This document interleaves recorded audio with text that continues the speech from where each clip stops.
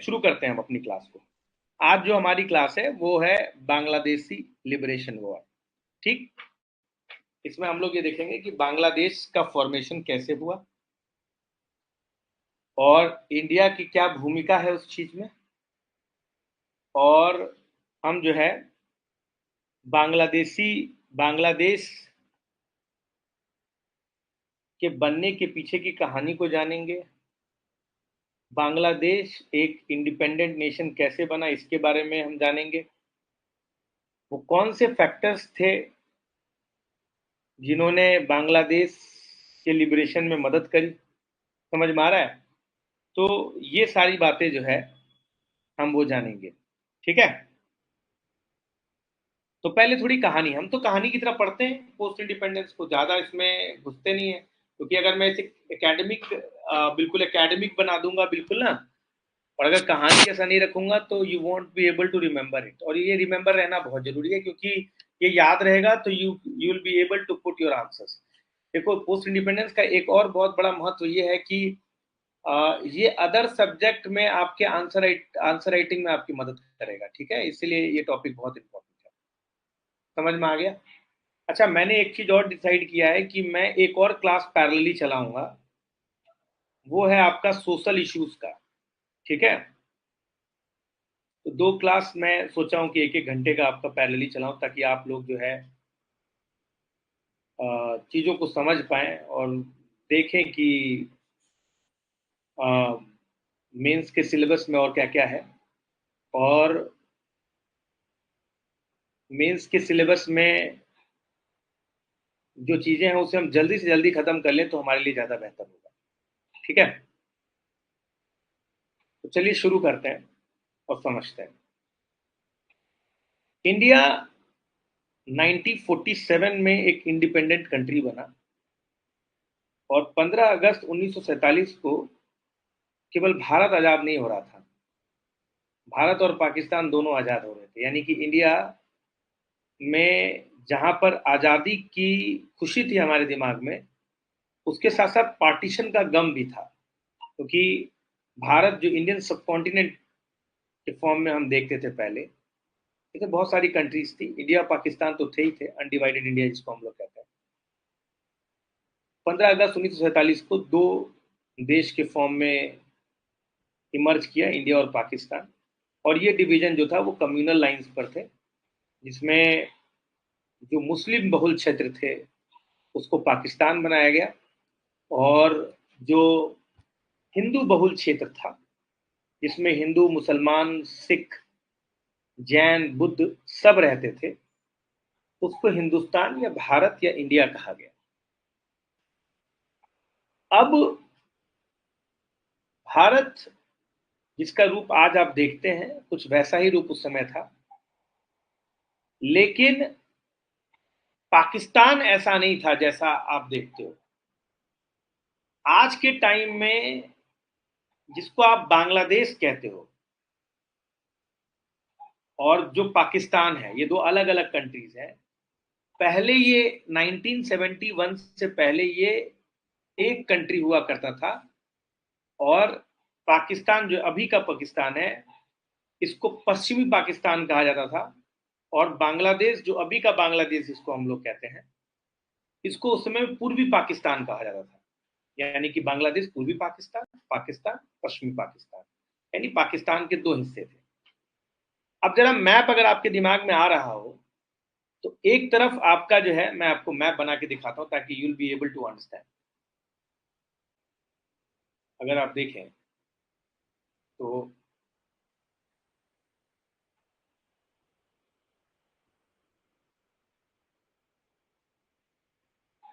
ये मैप मैं दे भी सकता था, लेकिन मैं नहीं देता हूं, क्योंकि आप भी मैप की प्रैक्टिस करिए। हालांकि थोड़ा सा इसमें मैप बनना हल्का सा मुश्किल है।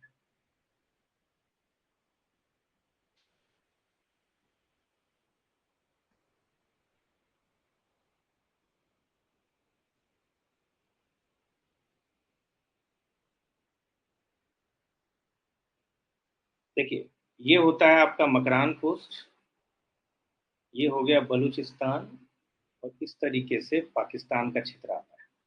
ठीक है, अगर आपको थोड़ा बहुत याद हो, यहाँ पे अफगानिस्तान आता है, इधर का क्षेत्र आपका ईरान का है और इधर इराक का है, अगर आपको थोड़ा बहुत याद हो। फिलहाल हमें इससे मतलब नहीं है, हम केवल मतलब पाकिस्तान वाले क्षेत्र से रखते हैं। ठीक ठीक ठीक है, तो ये पाकिस्तान कुछ आपको ऐसा दिख रहा होगा, और यहाँ पर आपको थोड़ा सा ऐसे ऐसे क्रीकी टाइप का आपको बांग्लादेश दिखता है। तो प्री 1971, 1971 से पहले ये जो क्षेत्र था, ये बेसिकली वेस्ट पाकिस्तान का क्षेत्र था।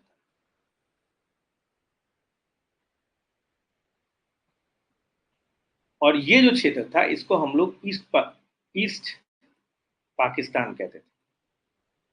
ऐसा इसलिए था क्योंकि लॉर्ड माउंटबेटन का जो 3 जून प्लान आया था, इसमें बेसिकली बंगाल का डिवीजन हुआ था। बंगाल में लेजिस्लेटिव असेंबली में वोटिंग हुई, मुस्लिम लीग के मेंबर्स ने पाकिस्तान के बनने के पक्ष में जो है वोट किया, और इस तरीके से ये रेड क्लिफ लाइन के तहत ये जो है इस तरह से इंडिया और पाकिस्तान डिवाइड हो गया, और यहाँ का भी पाकिस्तान और इंडिया डिवाइड हो गया। पंजाब का डिवीजन हुआ इधर से और बंगाल का डिवीजन इधर से।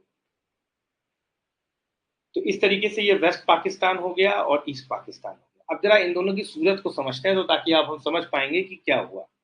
यानी कि 1971 से पहले पाकिस्तान दो पार्ट्स में था, एक वेस्ट पाकिस्तान, ईस्ट पाकिस्तान, और बीच में एक बहुत बड़ा जो है इंडिया का मेनलैंड था।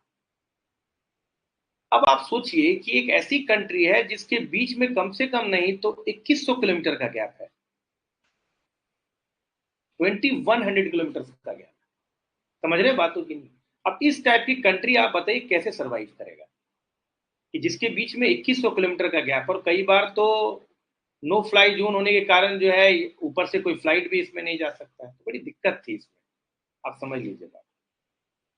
समझ में आ रहा है? तो एक तो ये प्रॉब्लम थी कि ये जोग्राफिकल कॉन्टिग्यूटी नहीं था पाकिस्तान का।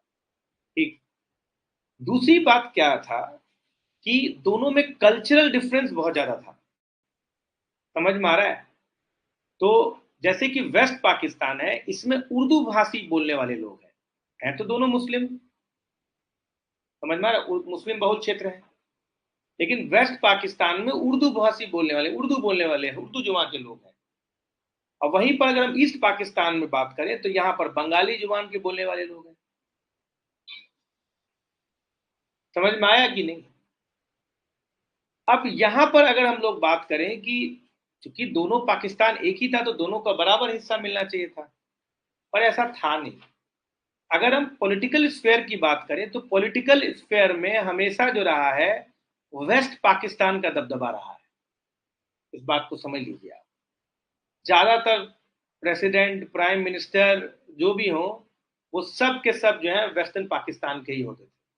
कभी भी जो है ईस्टर्न पाकिस्तान की उसमें बहुत ज्यादा रिप्रेजेंटेशन नहीं मिलता था। Point number 1। Point number 2, point number 3, political dominance होने की वजह से उर्दू को ज्यादा सहूलियत मिलती थी बजाय बंगाली के। अगर उस समय का नेशनल लैंग्वेज भी पाकिस्तान की अगर बात करी जाए तो वो उर्दू था। बंगाली को नेशनल लैंग्वेज का दर्जा ही नहीं मिला था। और एक बहुत मतलब करीब करीब 40% पॉपुलेशन जो था वो बंगाली बोलने वाले थे। तो बंगाली को जो है नेशनल लैंग्वेज का दर्जा भी नहीं मिला हुआ था। इस वजह से जो वहां का यूपीएससी एग्जाम रहा होगा, समझ में आ रहा है, जो वहां का पीसीएस या यहाँ का जो पब्लिक सर्विसेज का एग्जाम रहा होगा, वो केवल उर्दू जुबान में होता होगा। बंगालियों की इस बात बड़ी दिक्कत होती है कि भाई अब तो कोई एजुकेशन सिस्टम में बंगाली का कोई महत्व ही नहीं है। अब बंगाली अपने लैंग्वेज के प्रति बहुत ज्यादा अटैच। तो इन सब डिस्क्रिमिनेशन होने की वजह से यहां पर बंगाली नेशनलिज्म इमर्ज करने लग गया। बंगाली नेशनलिज्म जो था वो इमर्ज करने लगा कि ये लोग डिमांड करने लगे कि भाई या तो हमारे लैंग्वेज को रिकॉग्निशन दो, हमें पॉलिटिकल रिप्रेजेंटेशन दो प्रॉपर अमाउंट में, नहीं तो हमको एक इंडिपेंडेंट कंट्री डिक्लेयर कर दो। जैसे आज भी पाकिस्तान में इंडिपेंडेंट कंट्री की डिमांड जो है बलूचिस्तान से उठता रहता है। वैसे उस समय भी इंडिपेंडेंट कंट्री की डिमांड उठने लगा कि भाई यार, एक तो हम लोग ज्योग्राफिकली कंटिग्यूअस भी नहीं है, 16-15 मतलब करीब करीब 2000 किलोमीटर का गैप भी है। हमारे बंगाली लैंग्वेज को भी तुम वो दर्जा नहीं दे रहे हो, हमें पॉलिटिकल रिप्रेजेंटेशन भी नहीं देते हो।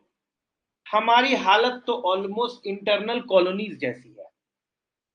हमें तुम एक प्रॉपर जो ड्यू रिप्रेजेंटेशन मिलना चाहिए वो तुम हमें नहीं दे रहे हो।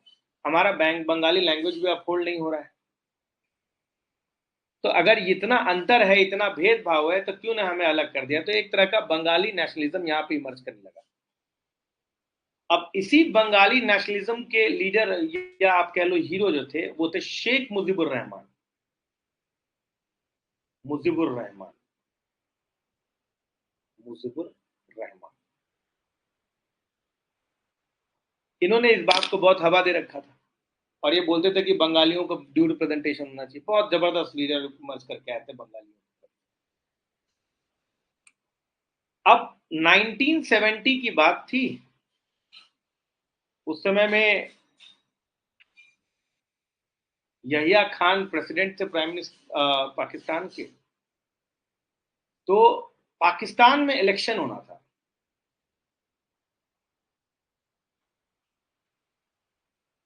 पाकिस्तान में इलेक्शन हुआ भी,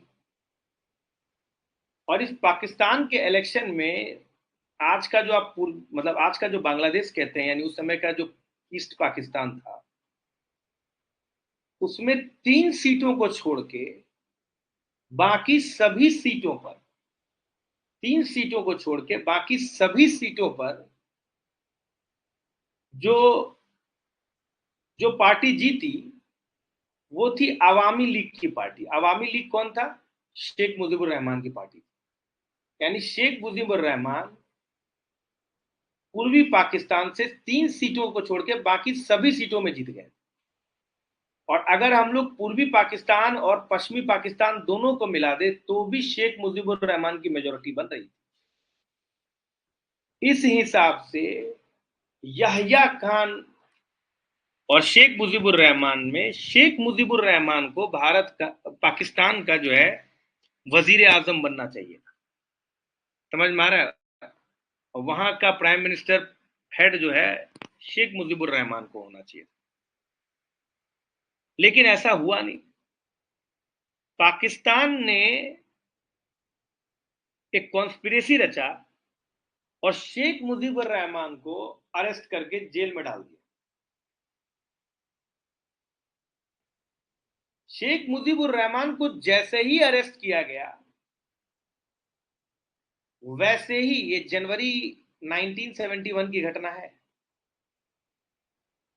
वैसे ही जितने भी बंगाली थे वो सब सड़क पे उतर गए और पाकिस्तान गवर्नमेंट के अगेंस्ट खड़े हो गए। यहिया खान जो है वो खुद वजीर आजम बन गए। तो ये चीज जो है, समझ में आ रहा है कि नहीं?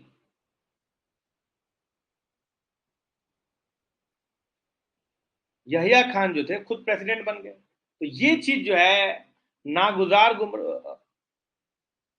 नागुजार जो था बंगालियों के लिए था। उन्होंने कहा कि यार ये तो बहुत गलत बात है, शेख मुजीबुर रहमान को होना चाहिए था प्रेसिडेंट, आपने सर यहिया खान को बना दिया, ये क्या बात हो गई। तो इससे बहुत गुस्सा चढ़ गया लोगों के अंदर। लोगों ने कहा यार ये तो अब सर, ना चलबे ना चलबे, एकदम रोड पे उतर गए सभी बंगाली। इतना ज्यादा हो गया कि सिविल वॉर जैसी कंडीशन हो गई ईस्ट बंगाल में। तो वेस्ट बंगाल से ईस्ट बंगाल में मिलिट्री एक्टिव करना पड़ गया। मिलिट्री जब एक्टिव होने लगा तो एक तरफ बंगाली और दूसरी तरफ पाकिस्तान के मिलिट्री जैसे प्रोटेस्ट करे वैसे जो पाकिस्तानी आर्मी थे वो उनको मार दे। समझ में आ रहा है कि नहीं? तो ये चीज जब पाकिस्तान आर्मी आए और उसको ईस्टर्न पाकिस्तान में आया और जो भी जरा सा भी प्रोटेस्ट करे उसको मार दे, एकदम कर्फ्यू डे की सिचुएशन क्रिएट कर दिया गया। एकदम एट्रोसिटीज करने लगी पाकिस्तानी आर्मी। तो जैसे एट्रोसिटीज बढ़ने लग गया, वैसे ही करीब करीब 1 करोड़ लोग 1 करोड़ लोग, मैं थोड़ा सा ना इंक चेंज करता हूँ, करीब करीब 1 करोड़ लोग या तो बंगाल, या तो असम, या तो मेघालय, या तो त्रिपुरा, इन सब क्षेत्रों में चले गए। यानी कि भारत की टेरिटरी के अंदर बांग्लादेशी लोग चले आए। इंदिरा गांधी ने इनको देखा, इनके लिए कैंप लगवाया। अब 1971 में हमारी सिचुएशन खुद बहुत खराब थी, बात है मार्च 1971 की। समझ में आ गया कि नहीं? तो इंदिरा गांधी ने वो इनको एक पीस कैंप लगवाया और इनको रहने खाने की व्यवस्था करवाया। कहा आप यहीं रहिए जब तक आपके यहाँ सिचुएशन खराब ठीक नहीं हो जाता है। तो यहाँ पर क्या हुआ कि इंडियन टेरिटरीज के अंदर बहुत सारे बांग्लादेशी रिफ्यूजीज आ गए, असम में, बंगाल में, त्रिपुरा में, बहुत सारे क्षेत्रों में। तब इंदिरा गांधी ने वर्ल्ड कम्युनिटी को कहा कि सर, समय आ गया है, आप पाकिस्तान की बात को, पाकिस्तान के ऊपर नजर क्यों नहीं रखते हैं? इनफैक्ट इंदिरा गांधी ने यूएसए में भी आकर विजिट किया। उनको भी कहा कि भाई देखिए पाकिस्तान क्या कर रहा है, अपने ही टेरिटरी में मिलिट्री का यूज अपने ही सिविलियन के प्रति कर रहा है, ये तो जीनोसाइड है। Women are being raped, murdered, men are being murdered. There is a genocide going in eastern Pakistan. तो पूरी वर्ल्ड कम्युनिटी को इंदिरा गांधी ने आवाज उठाया। पर चूंकि उस समय में यूएसए ज्यादातर पाकिस्तानी लाइन टू करता था, इसीलिए इन्होंने अपना ब्लाइंड आई फेस कर दिया कि भाई ठीक है, ये चल रहा है जो चलने दो, आप कुछ मत करिए। समझ रहे बात होगी नहीं? तो यहां पर सिचुएशन बहुत गड़बड़ हो गई थी। पहले तो यूएस मानने को ही तैयार नहीं था कि ये वाकई हो भी रहा है। यूएस ने कई बार इंडिया पर ही ब्लेम किया कि आप उनके इंटरनल मामले में दखल दे रहे हैं। वो उनका अपना तरीका है, ऐसा कोई जिनोसाइड वगैरह नहीं हो रहा है। ये जिनोसाइड की खबर ऐसे फैली कि एक रिपोर्टर हुआ करते थे यूएसए की तरफ से, उनका नाम था एंथनी मैस्करनीज। एंथनी मैस्करनीज जो है वो ईस्टर्न बंगाल में गए और देखने गए कि क्या सिचुएशन चल रहा है वहां। वहां पर उन्होंने देखा कि वहां पर सिचुएशन जो है वो बहुत ही भयावह है।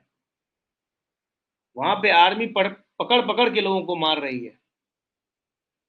तो एंथनी मैस्करनीज ने न्यूयॉर्क टाइम्स और बहुत सारे अदर न्यूज़पेपर में अपना एडिटोरियल छापा, जिससे वर्ल्ड कम्युनिटी को पता चला कि भाई यहाँ पे वाकई जिनोसाइड हो रहा है।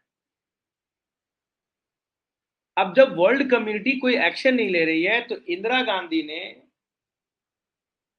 अपने army chief colonel Manekshaw, उनको बुलाया और कहा, मानिक शॉ,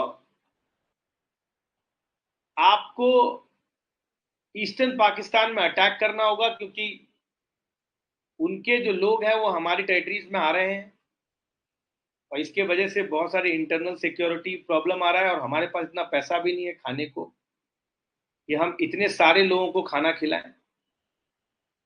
तो ये पाकिस्तान की मनमानी नहीं चलेगी, क्योंकि अब ये पाकिस्तान का इंटरनल मैटर नहीं, इंडिया का भी अपना इंटरनल मैटर हो गया, क्योंकि बांग्लादेश के लोग यानी कि पूरी पाकिस्तान के लोग भारत में आ चुके हैं और इतने लोगों को हम लोग नहीं संभाल सकते, इसीलिए सिचुएशन जल्दी से जल्दी शांत करना होगा।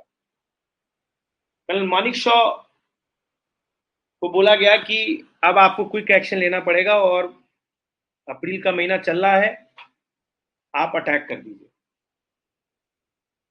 मानिक शॉ ने कहा कि मैडम सर, आपकी बात सराखों पर, लेकिन मेरी कुछ ग्रीवांसेस है, पहले आप वो सुन लें। उस मीटिंग में इंदिरा गांधी, मानिक शॉ के अलावा फाइनेंस मिनिस्टर, होम मिनिस्टर सभी बैठे हुए थे। उन्होंने बोला कि ये अप्रैल 1971 का महीना चल रहा है। पिछली साल 1970 में इलेक्शन हुआ था और उसमें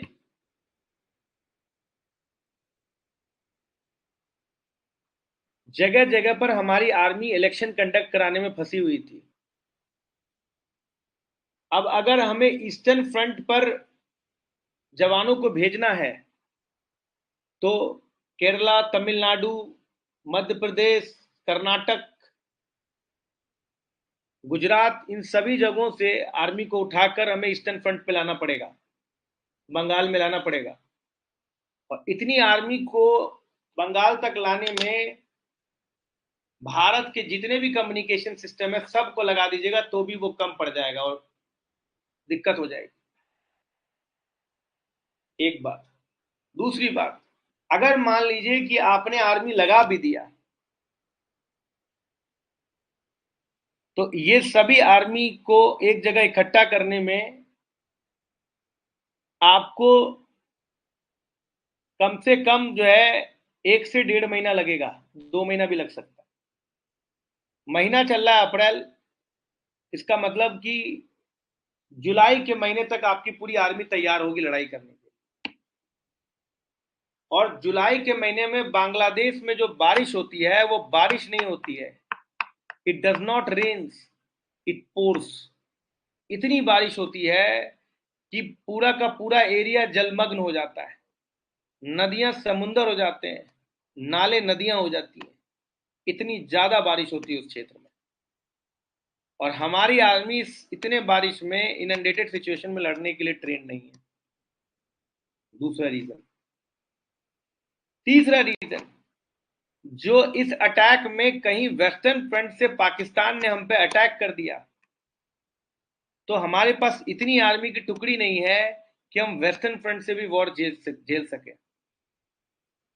चौथी प्रॉब्लम, हमारे पास कुल मिलाकर 13 फंक्शनल टैंक्स हैं।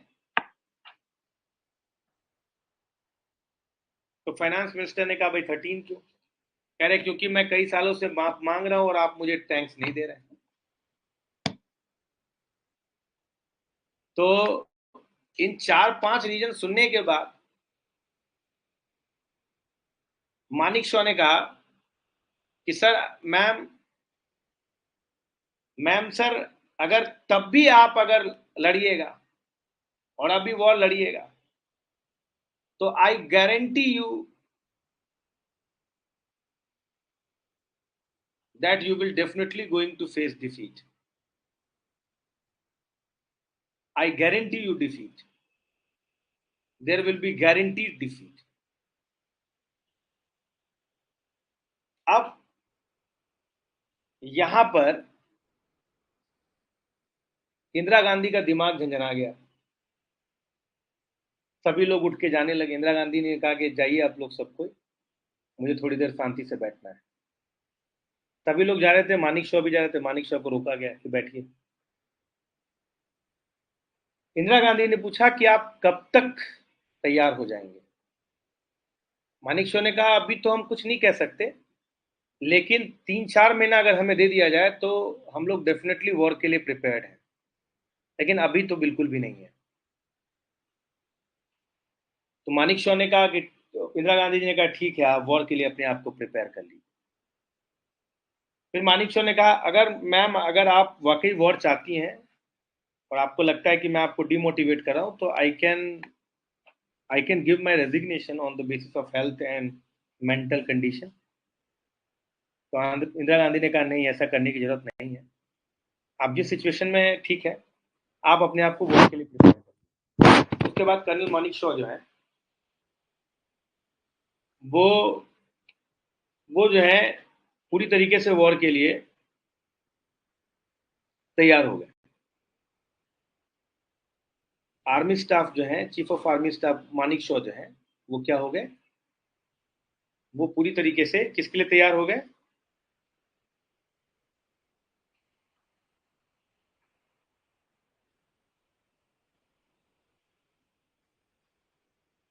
है ना?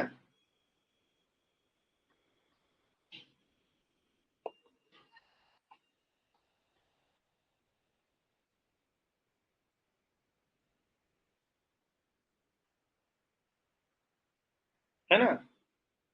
तो वो पूरी तरीके से जो है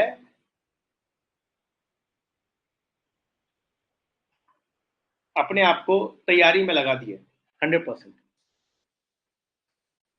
जुलाई का महीना बीता, गहमा गहमी चल रहा था दोनों नेशन के बीच में। इसी बीच में करीब करीब 2-3 नवंबर 1971 आते आते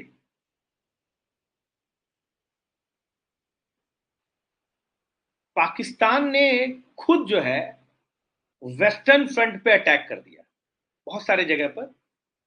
जैसे कि आपको जो है, जैसे आपको उरी, ऊंच ऊंच, इसके अलावा बहुत सारे, जयपुर, मतलब वेस्टर्न फ्रंट के इस रीजन में उसने अटैक कर दिया। अब जब पाकिस्तान ने अटैक कर दिया, तब तक तो मानिक शॉ प्रिपेयर्ड ही थे कि भैया हमें तो अच्छा खासा टाइम मिल गया और नवंबर का महीना है, अब तो बरसात का भी कोई टेंशन नहीं है और हमारे पास बहाना भी मिल गया। हमने यूएसए को बोला कि देखिए पाकिस्तान ने हम पे अटैक कर दिया है।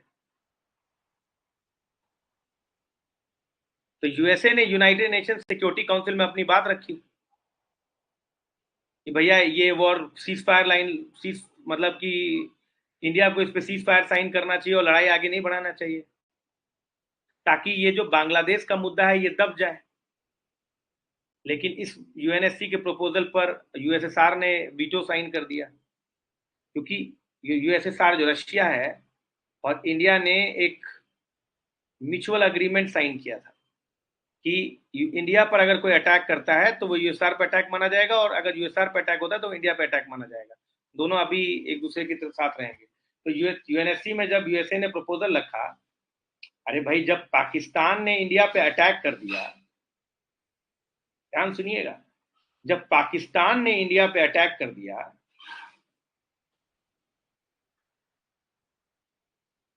जब पाक ने इंडिया पे अटैक कर दिया और इंडिया ने भी पाक पे अटैक शुरू कर दिया, तो यूएसए को लगा कि भाई ऐसे में ऐसा ना हो कि ये एक बहाना मिल जाए इंडिया को और इंडिया बांग्लादेश को लिबरेट करा ले। तो वो यूएनएससी में चली गई और बोला कि भाई इस वॉर को सीज करवाइए, बंद करवाइए। तो यूएसआर ने इस पर वीटो लगा दिया कि भाई नहीं नहीं, ये वॉर बंद नहीं होगा, चलता रहेगा। तो यूनाइटेड स्टेट्स ऑफ अमेरिका ने यहां पर अपना जो है लड़ाकू जहाज भेज दिया, यूएसआर ने भी लड़ाकू जहाज भेज दिया अपना, इंडिया ने भी भेज दिया। विक्रांत करके था एक एयरक्राफ्ट, वो भी भेज दिया। तो यहां पर तीनों के जहाज खड़े हैं, पाकिस्तान ने भेजा हुआ है। अब क्या हुआ कि यहां पे एयरफोर्स भी है, आर्मी, नेवी भी है, आर्मी भी लड़ाई कर रही है वेस्टर्न फ्रंट से। अब ईस्टर्न फ्रंट पे क्या, तो इस मार्च से लेके नवंबर के बीच में इंडियन आर्मी ने एक चाल चली। इस चाल का नाम होता है ऑपरेशन सर्च लाइट।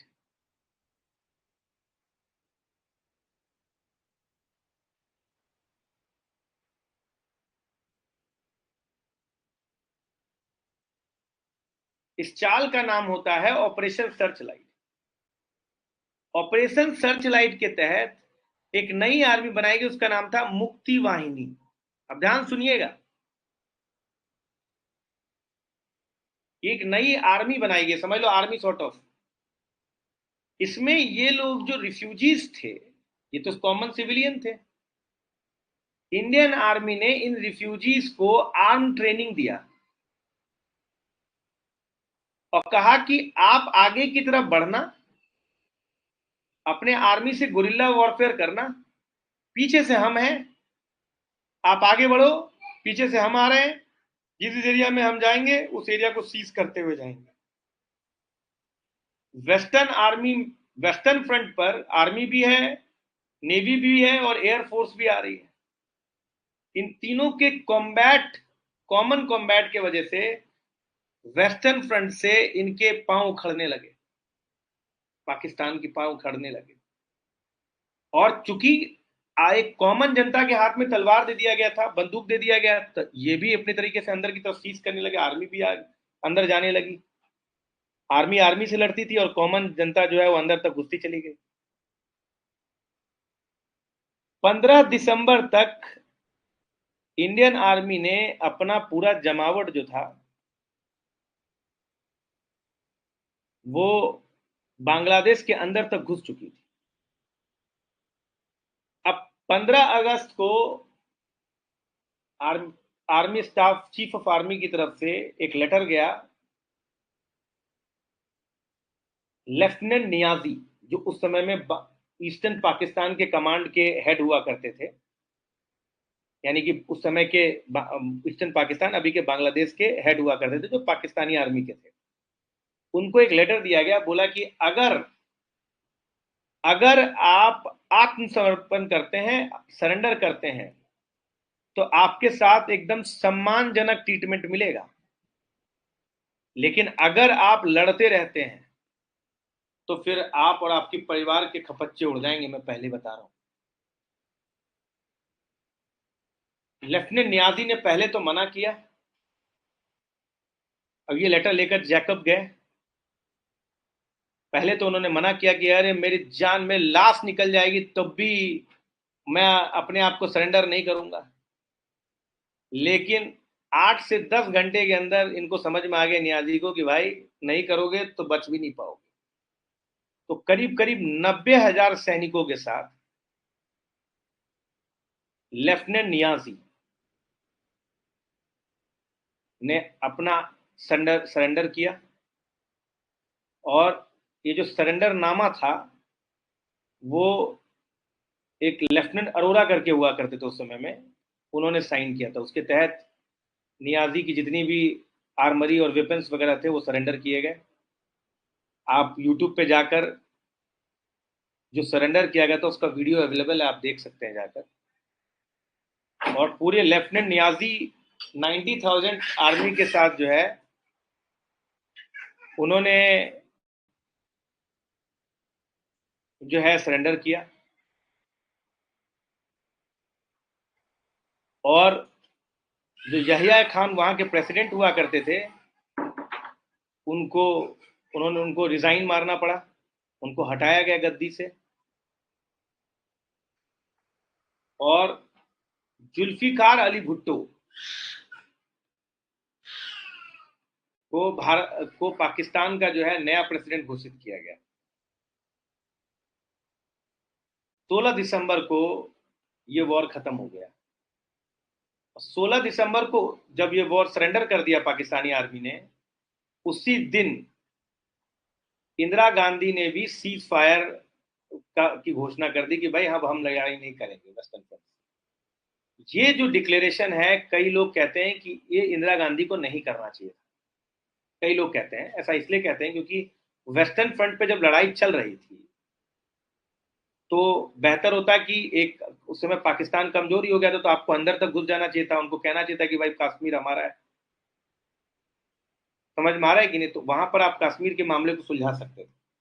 तो कई बार लोग कहते कि नहीं नहीं ठीक था, अगर आप ऐसा करते तो लोगों को लगता कि भाई पाकिस्तान, आप बांग्लादेश एक बहाना बना रहे हैं, एक्चुअली में आपको जम्मू कश्मीर चाहिए था, इसी वजह से आप ऐसा कर रहे थे। तो आप ना एक अग्रेसर कंट्री, एक रिविजिस्ट कंट्री की तरह घोषित किए जाते हैं। इंदिरा गांधी ने जब अगले ही दिन डिक्लेयर कर दिया तो इससे ये मालूम चला कि इंडिया जो है वो केवल पीस चाहता था। तो एक तरह का मास्टर स्ट्रोक ही था इंदिरा गांधी का। खैर जो भी है, जो भी डिसीजन होते हैं उसके दोनों पहलू होते हैं। उसके बाद जुल्फिकार अली भुट्टो एंड इंदिरा गांधी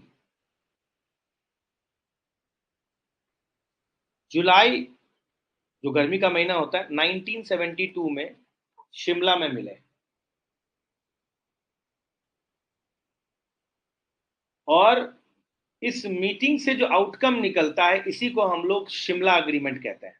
ये बड़ा इंपॉर्टेंट अग्रीमेंट है, मैं आपको समझाता हूं क्यों इंपॉर्टेंट है। क्योंकि आपको समझना होगा, क्योंकि अगर ये अग्रीमेंट आप समझेंगे ना तभी आप इंटरनल सिक्योरिटी की कुछ चीजों को समझ पाएंगे। जरा मामले को समझिएगा। शिमला अग्रीमेंट में देखिए, वो जो राजनीति वाली बातें मैं वो आपके सामने नहीं करना चाहता हूं। मैं मतलब की बातें आपके सामने करना चाहता हूं, आप उसको समझें। शिमला एग्रीमेंट में एक बात जो प्रपोज किया गया वो ये था कि जो एक तो जो आर्मी जहां घुसी हुई है वो अपने जगह पे पीछे चली जाए, और जो सीज फायर लाइन है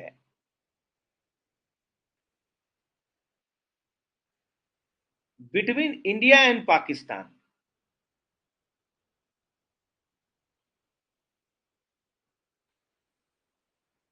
उसको इंटरनेशनल बॉर्डर बनाने की तरफ जाया जाए, बॉर्डर बनाने की तरफ सोचा जाए। ध्यान सुनिएगा सर, बड़ी इंपॉर्टेंट बात है। यानी कि मैं ये कह रहा हूं, ये जो आपका इतना एरिया आता है, आपको अगर याद हो इस टाइप का, जिसको आप पाकिस्तान ऑक्यूपाइड कश्मीर बोलते हैं, और ये कश्मीर है अपना, ये जो लाइन है ये सीज फायर लाइन है, जिसको आप लाइन ऑफ कंट्रोल बोलते हैं, एलओसी। इसको हम लोग सीज फायर लाइन भी कहते हैं। तो इंदिरा गांधी ने कहा कि ये जो सीज फायर लाइन है, क्यों ना इसको इंटरनेशनल बॉर्डर बना दिया जाए। इसका मतलब ये था कि जो कश्मीर का भाग पाकिस्तान के अंदर है वो पाकिस्तान के हिस्से में चला जाए, और जो इंडिया के अंदर है वो इंडिया के हिस्से में आ जाए। तो ये अग्रीमेंट जो था, ये एक तो सामने साइन किया गया। और दूसरा अग्रीमेंट जो मैं सबसे ज्यादा इंपॉर्टेंट समझता हूं वो है कि कश्मीर के मुद्दे को, कश्मीर इशू को bilateral issue, bilateral India Pakistan issue समझा जाए। अब इस मुद्दे को समझिए, ये बड़ा इंपॉर्टेंट मामला है। ये इंटरनल सिक्योरिटी के पर्सपेक्टिव से बहुत इंपॉर्टेंट है। कई लोग क्रिटिसाइज करते हैं कि शिमला एग्रीमेंट में इंदिरा गांधी ने इसको इंटरनेशनल बॉर्डर क्यों माना, जो पाकिस्तान ऑक्यूपाइड कश्मीर था उसको अपने अंदर मान लेते। आपके पास 90,000 पाकिस्तानी सैनिक थे, आप उन सैनिकों के बदले ये एग्रीमेंट कर लेते कि भैया हम तुम्हें सैनिक लौटा रहे, बदले में पाकिस्तान पाक ऑक्यूपाइड कश्मीर हमें वापस कर दो। मतलब 90,000 सैनिक तो थे ना जिन्होंने अपने आप को आत्मसमर्पण किया था। आप कहते कि भाई तुमको अगर 90,000 सैनिक चाहिए तो बदले में तुम पाकिस्तान ऑक्यूपाइड कश्मीर हमें दो, तभी हम तुम्हें देंगे, ये भी करा जा सकता था। लेकिन ये नहीं किया गया। इसके बहुत सारे हैं। देखिए, कोई भी माजरा जो होता है, कोई भी चीज होता है, उनका इंटरनेशनल रिपरकशन भी होता है। समझे बातों की नहीं? तो केवल आप जैसा सोचते हैं वैसा नहीं है।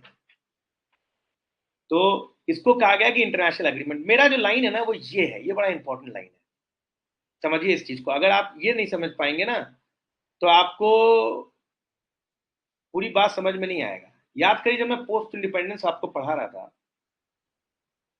तो मैंने आपको बताया कि कश्मीर के मुद्दे को लेकर जवाहरलाल नेहरू जो थे वो यूनाइटेड नेशंस में चले गए थे, और इस तरीके से ये इशू बायलेटरल ना होकर मल्टीलेटरल बन गया।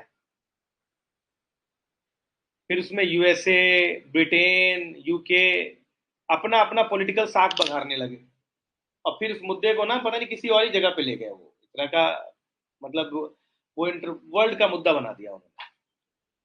अब शिमला एग्रीमेंट में ये साइन किया गया कि नहीं, कश्मीर का जो मुद्दा है वो बायलेटरल है, वो इंडिया पाकिस्तान का अपना इशू है। शिमला एग्रीमेंट के इस पॉइंट के आने से पहले तक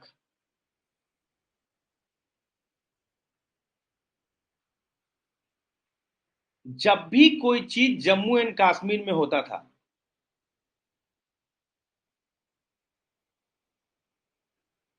जब हम इंटरनल सिक्योरिटी पढ़ रहे होंगे तो मैं इसके बारे में डिस्कस करूंगा, मैंने किया भी है कई बार आप लोगों के साथ। तो जब भी जम्मू कश्मीर में कुछ होता था, मान लो कोई पाकिस्तानी इन्फिल्ट्रेंट आता है,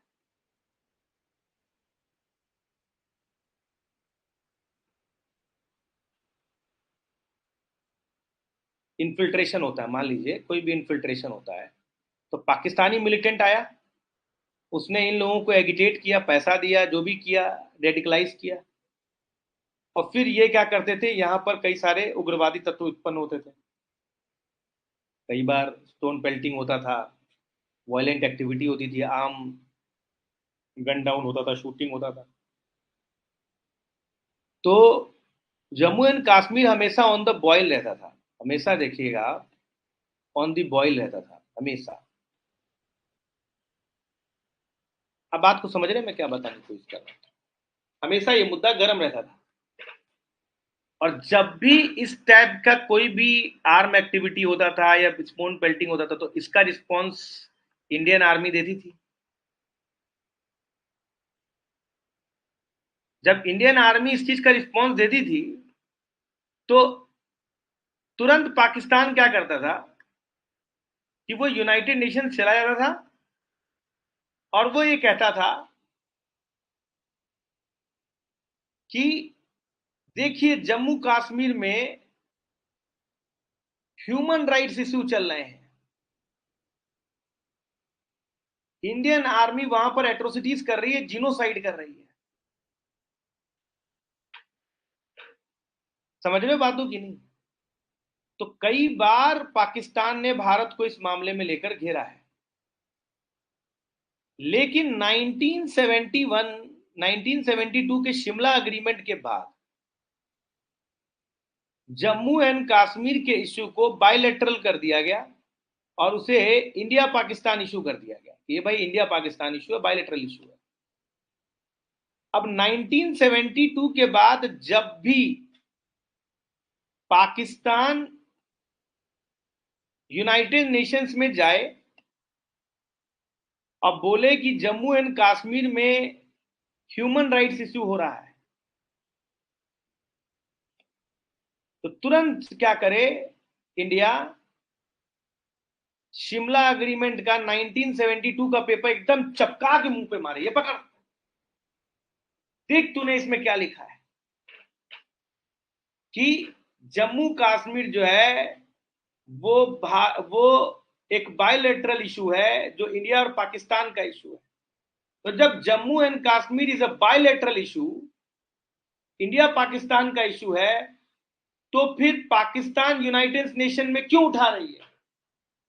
ये एक मल्टीलेटरल प्लेटफॉर्म है which has nothing to do with India Jammu Kashmir issue.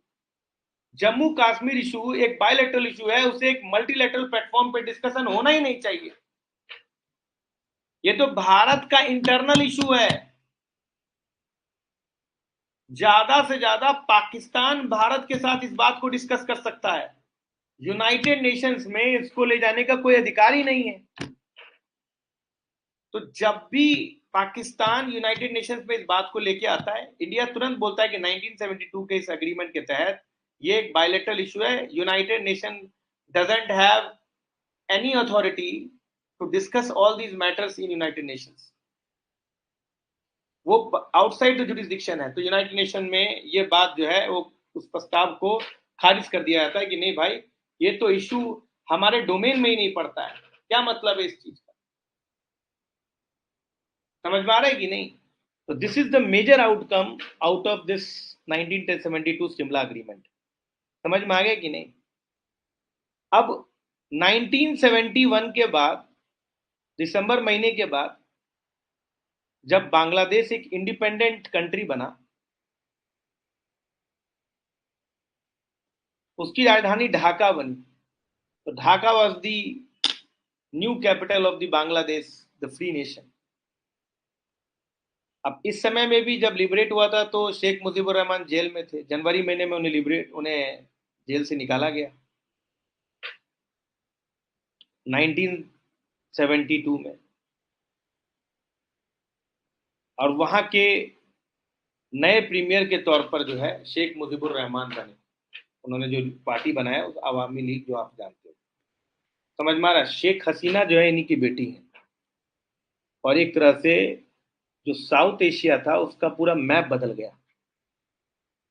अब बांग्लादेश एक नया कंट्री, एक फ्री कंट्री के रूप में इमर्ज करके आया। इस चीज का बड़ा क्रेडिट पाकिस्तान ने हमें, बांग्लादेश ने हमेशा दिया है। बांग्लादेश में अवामी लीग की जब भी सरकार आती है इस चीज का ग्रेटिट्यूड एक्सप्रेस करती है। We have a great relation with Awami League. जब भी अवामी लीग सत्ता में रहेगी, इंडिया और बांग्लादेश का रिलेशन बहुत अच्छा रहता है। लेकिन फिर वहीं पर जो है खालिदा जिया की जब गवर्नमेंट आती है वो प्रो पाकिस्तानी है, तो संबंध बिगड़ जाता है। फिर भी बांग्लादेश के साथ हमारे संबंध काफ़ी बेहतर है, काफ़ी अच्छा है, और ये कहीं ना कहीं इसी कंट्रीब्यूशन का एक रिजल्ट है। समझ में आ गया। और शेख मुजीबुर रहमान को अपना जो है एक इंडिपेंडेंट कंट्री हुआ। अच्छा, पाकिस्तान हमेशा ये एक्यूज करती रही कि इंडिया ने पाकिस्तान के इंटरनल मामले में दखल दिया है, और इंडिया का ये षड्यंत्र रहा है भारत और पाकिस्तान के दो पार्ट बांटने में, यानी बांग्लादेश को लिबरेट कराने में। समझ में आ रहा है? पाकिस्तान कुछ भी सोचे, लेकिन ये लिबरेशन का जो डिमांड है वो पाकिस्तान के अपने कारणों, अपने कारण की वजह से है।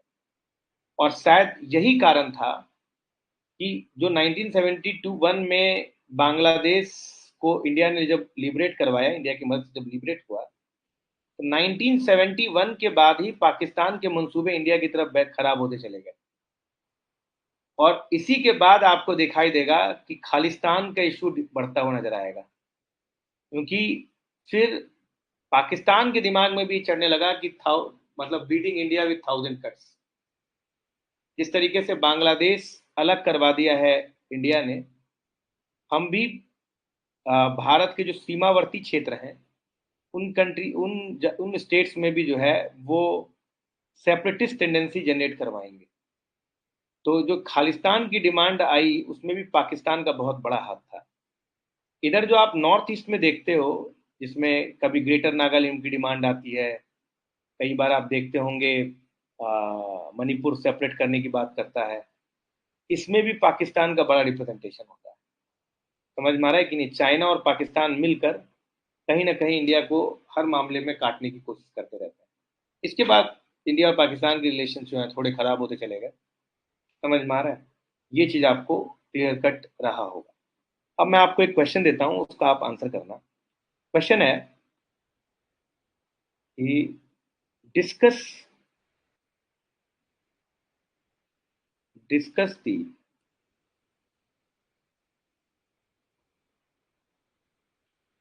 discuss the factors leading leading to the leading to the formation of independent states independent state called Bangladesh.